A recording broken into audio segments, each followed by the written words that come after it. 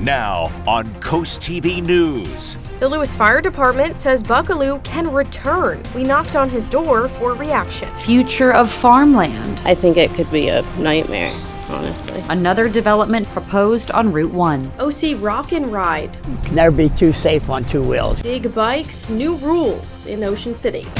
This is CoastTV News at 6. The Lewes Fire Department's decision to not sever ties with former Chief Bill Buckaloo. Good evening. I'm Madeline Overturf. And I'm Christina DiRobertis. Welcome to our News at 6. We begin tonight with local reaction about the department's decision.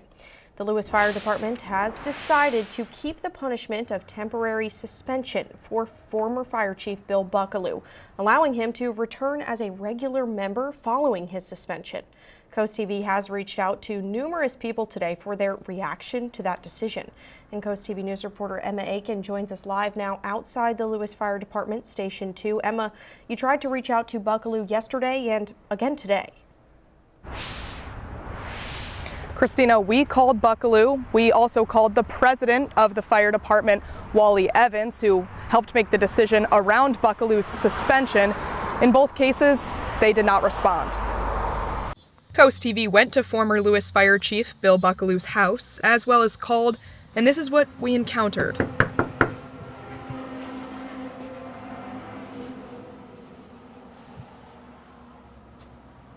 CoastTV also knocked on the door believed to be that of Wally Evans, the Lewes Fire Department president, seeking comment. Same response. The Southern Delaware Alliance for Racial Justice Executive Director Joseph Lawson did respond. We're very uncomfortable with the notion of someone like that having life or death power over people that they're supposed to serve when they have that kind of attitude about those people. Lewes Mayor Amy Marasco told CoastTV, even though the fire department does not report to the city, it's still the brand of Lewes at stake. We should hold ourselves accountable and each other. And that's my full hope, is that the fire department will address this fully and that they will, through this process, learn and come out of it better than where they started. Lewes local Lisa Hoffman says she doesn't want Buckaloo back serving her community. I'd say he's a bad penny, and given his age, I don't know why the fire department would want him back. He serves no legitimate purpose to enhancing the fire department. But other people, like Jim McKay, don't think Buckaloo's racial comment should be the end-all, be-all. I think his suspension was warranted, but I'm not sure he should lose his job because of that comment. CoastTV reached out to the Lewes Fire Department Wednesday. They did not provide comment on Buckaloo's punishment. We fully intend to continue trying to reach out to Lewes Fire President Wally Evans as to why this decision was made. We will also keep trying to reach former Fire Chief Buckaloo. Reporting live here in Lewes, Emma Aiken, CoastTV News. Today, the NAACP reacted to the decision made last night. Delaware Conference President Flor McKindle sent us a statement.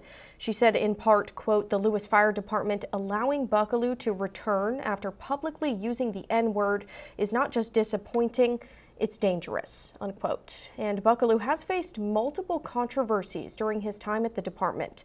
Bill Buckaloo was serving his 5th term as fire chief at the time of this suspension. Back in 2018, Buckaloo was arrested by Lewes police for disorderly conduct after urinating off of a dock. And in 2020, while serving as assistant chief, Buckaloo was suspended for a Facebook post. That post included a slur aimed at a drag performer following a show in Rehoboth Beach. The post was later deleted and Buckaloo issued a public apology. Now, following Buckaloo's suspension, the Lewes Fire Department held an election to pick a new fire chief, Robert Stevens, now currently serving that role as fire chief. And full disclosure here, the current fire chief, Robert Stevens, is the husband of CoastTV's assistant news director and anchor, Madeline Overturf. This does bring us to our CoastTV poll tonight. We want to know what you think. Should Buckaloo keep his membership? Looking at the updated results from last news hour, 29% say yes, 71% say no. And if you haven't voted yet, you still can. Go to coasttv.com or use our mobile app. We'll have some updated results for you on Coast TV News at 11. Now we're taking a live look outside into Lewes, and our First Alert Chief Meteorologist Paul Williams is standing by with a check on our forecast. Paul, you say it still feels like summer out there. Oh yeah, we're starting to get the temperatures going up a couple of ticks right now as we speak, into the 80s for some locations. But we're going to, believe it or not, between you and me, don't tell anybody, we're going to reach the 90s. I'm just letting you know up front. Early, okay? We're not there yet, but we're going to get there. We're looking at 66 degrees with limited cloud cover in Rehoboth Beach by 10 o'clock for this evening. We're at 75 in Millsboro, 77 right now in Georgetown, 77 also in Harrington, and we're holding at 72 degrees in Bethany Beach, Rehoboth Beach, Lewes, and Ocean City. The winds coming off of the water at about 10-mile-per-hour gusts, not really a problem for us, but we do have the current wave heights at about 3 to 4 feet for right now. Keeping an ever so diligent eye on what's happening with possible rip currents, not necessarily a problem, but we did pick up on something new.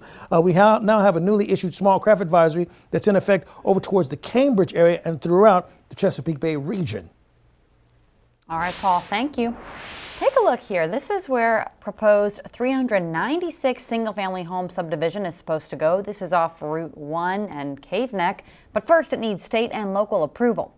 Coast TV News reporter Brandon Ferguson live there in Lewes. Brandon, the state's land use service held a meeting about that property today.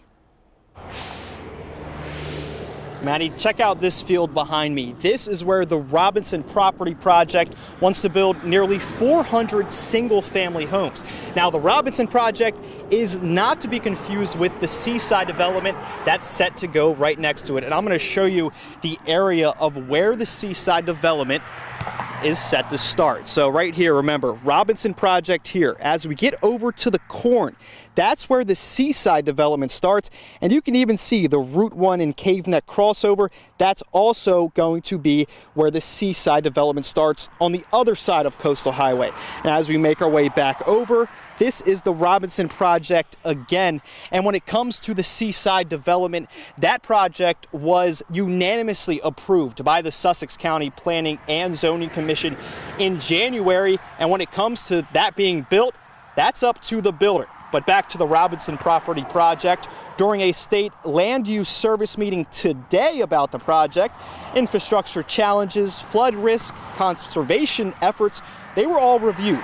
And one local we spoke with has her eyes on the traffic worries. They could take 20 minutes sitting at the turn there, and which is why I think so many accidents happen there. The state is expected to send a comprehensive letter to the applicant on or before September 24th about the Robinson Property Project. Live in Lewes, Brandon Ferguson, Coast TV News. New tonight, Delaware legislative leaders appointing lawmakers to 2 special committees tasked with reviewing Delaware's first statewide property reassessment in over 40 years. The committees will investigate the reassessment process and consider potential legislative action to improve it, as well as tax relief.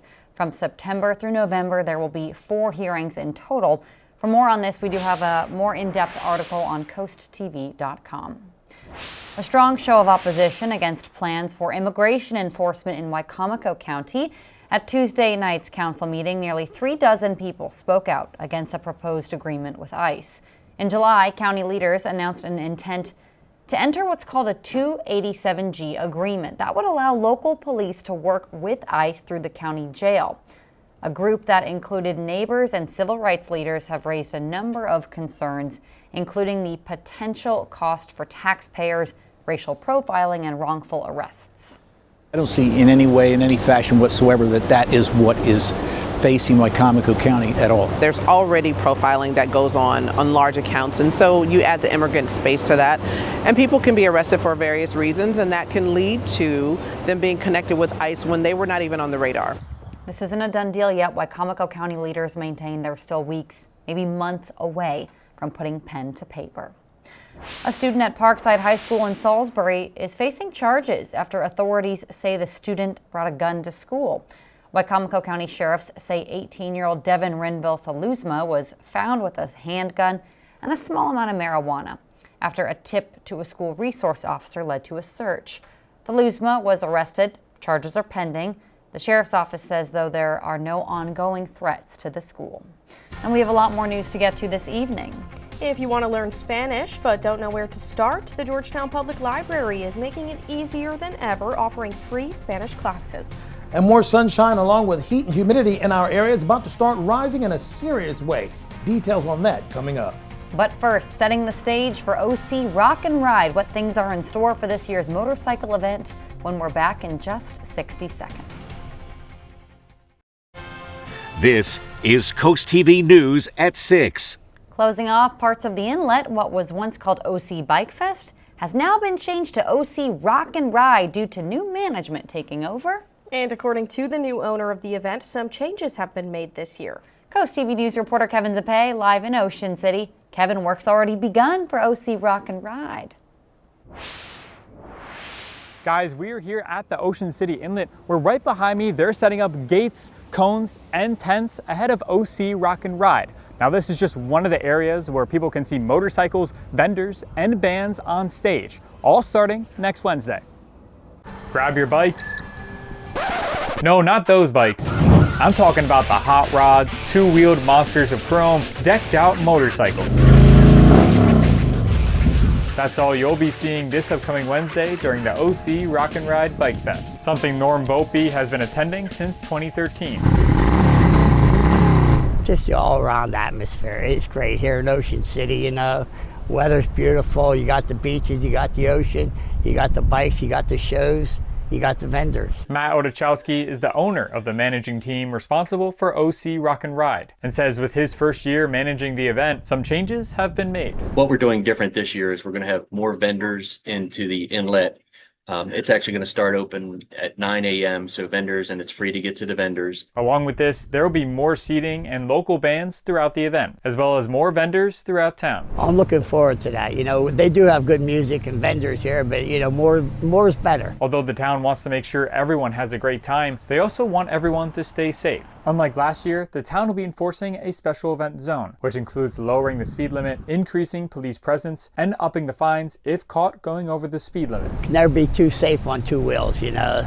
More safety, the better, I believe. We're trying to make sure that this is an event that everybody comes to town, everybody has a great time. They come here, they have fun, but most importantly, they go home and are safe that whole time. All this to make sure everyone has a safe and fun time during this year's OC Rock and Ride.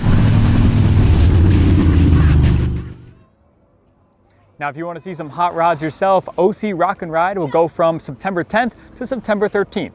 I'm Kevin Zappe, live in Ocean City, CoastTV News.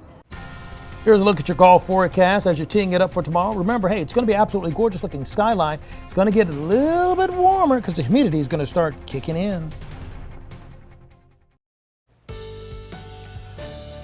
Over the next couple of days, as we round the corner for the last few days going into the weekend, we're going to start feeling every bit of summertime heat and humidity piling up on top of us, particularly Friday going into Saturday. And we could actually clock a 90-degree day with the heat index reaching in the upper 90s, near close to 100. Well, looking at Laurel right now, we're at 78 degrees. That's only a couple of degrees away from 80, and we'll drop to 64 under mostly clear skies. We're in the 70s right now, in 75 in Millsboro as well as Georgetown, but we're holding at 80 degrees as we speak in Redden, and the heat and humidity that I'm talking about hasn't even kicked in just yet. The winds right now are starting to shift ever so slightly out of the southeast, but mainly coming off the water regardless, and that's pretty much because of the placement of the high pressure system that's to our north that's helping to guide and steer those winds. We're looking very clear with a few leftover clouds over towards Rhodesdale and towards the extreme southwest corner of Sussex County. We're concerned about gusty winds throughout the Chesapeake Bay area, but aside from that, we're staying pretty quiet for right now. It's the warming up and the increased heat and humidity that's going to be the bigger story. Now, we are going to see a couple of sprinkles slide through here quickly for Thursday, but we have an ever slight chance of rain, but I'm not looking at widespread heavy showers or any concern about flash flooding or anything. Nothing close to that. By the way, our Shore Living Expo, Saturday, September the 6th. Be sure you come on out. It's the Wacomico Youth and Civic Center in Salisbury. And we're looking for the weather to stay cooperative there until we get to about 6 o'clock for Saturday. And we could see some spot showers try to flare up just because of the amount of heat and humidity like a summer day. 85 for the high in Lewes, 83 for the high in Millsboro, Georgetown, as well as Rehoboth. We're going to warm to 83 degrees in Cambridge, as well as Vienna, and we should clock about an 83-degree mark for us in Snow Hill as well as Berlin. Okay, now for the coast, we're looking at 76 degrees, inland 76, winds out of the south. And then for the eastern shore, we're going to be actually at about 83 degrees, just to kind of give you a feel as from region to region. Cloud cover will be a little bit thick for us across Millsboro at about 8:30 Thursday, but then we're nicely going into the 80s with a passing shower or two. Very quick, but it could happen. So that being the case, we're going to look for additional moisture for Friday evening with temperatures falling from the 80s into the 70s going into Saturday night. Sets us up for a really warm weekend. You see, Saturday is when we have our scattered chance of rain for the day and the night, and that's the most enhanced opportunity for scattered showers we're talking about. Friday, we see the winds coming out of the south, moisture kicking in. That quick clip of rain, most of the rain is going to stay to our north or out in the water, but we're going to have that ever so slightly passing chance of a spot shower here and there. So that being the case, look at how much warmer we're going to get. We're going to clock the 80s just about everywhere, Fenwick Island to Ocean City. And lastly, same holds true for us for Lewes with 87 at the very least. Here's a look at your 7-day forecast. Thank you, Paul. Well, the Georgetown Library is offering free Spanish classes for adults. According to the library, the beginner level classes require no prior experience. Instead of focusing on grammar, the sessions will use natural techniques for language learning. The classes will be held September 8th, 15th, 22nd, and 29th from 5:30 to 6:30 p.m. It's almost time to celebrate all things that make Delmarva wonderful. The Shore Living Expo is Saturday from 10 to 4 at the Wicomico Youth and Civic Center. Please join us. Local vendors, live demos, and more. We'll hopefully see you there. The NFL is back. The first game here on CoastTV. The defending Super Bowl champion Philadelphia Eagles are hosting the Dallas Cowboys for kickoff. It's on Thursday, September 4th. You can watch right here on CoastTV. Coverage starts at 7. The game starts at 8:20. Delmarva Sports Network from the Wawa Studios. The Shorebirds hope to end their season on a high note, but for that to be the case, they need to flush last night's loss right down the drain. Delmarva fell 14-2 to Lynchburg in a game that was arguably over just after it started. The Hillcats put up 4 runs in the top of the first inning. Twine Palmer, the starting pitcher for the Shorebirds, stayed in for 4 innings and gave up 10 hits and 8 runs before he was pulled from the game. Lynchburg's 14 runs was its highest offensive output since early May. The biggest bright spot for the Birds was shortstop Vahiva Aloy. He made a highlight double play in the field, and at the plate, he tallied 3 hits, a single, a double, and a triple. Designated hitter Jordan Sanchez also had multiple hits. Tonight's game starts at 7:05 over on DSN. Pre-game coverage begins at 7. And summer sports are winding down. Fall sports are back. We're celebrating with a back-to-school special for DSN Plus for just $24.99. Enjoy unlimited access to live games and replays on DSN Plus all season long. You can sign up today at delmarvasportsnetwork.com. Folks, that'll do it for sports. Have a great rest of your night. Taking a look right now in Milford, we're looking at fair skies actually and 74 degrees. We'll drop down to 69 as early as 8 o'clock under mostly clear skies in Milford. It's not that way for everybody, but it will be for Milford. Our umbrella giveaway winner is James Price of Ellendale. Congratulations, courtesy of Paul Davis. Call our weather line. Your forecast just a call away, sponsored by the law offices of Brockstead, Mandalis, and Federico. And finally, here's a look at your exclusive 10-day forecast. We are looking for football to kick off on this channel on Thursday and for Sunday night. But before that happens, watch out for that stormy weather by Saturday. It's going to be summer heat kicking in by then as well. All right, Paul, thank you, and thanks for joining us here for Coast TV News at 6. For more news and local weather, you can always download our Coast TV News app. The NBC Nightly News is up next. And we'll see you later tonight for Coast TV News at 11. Have a great evening.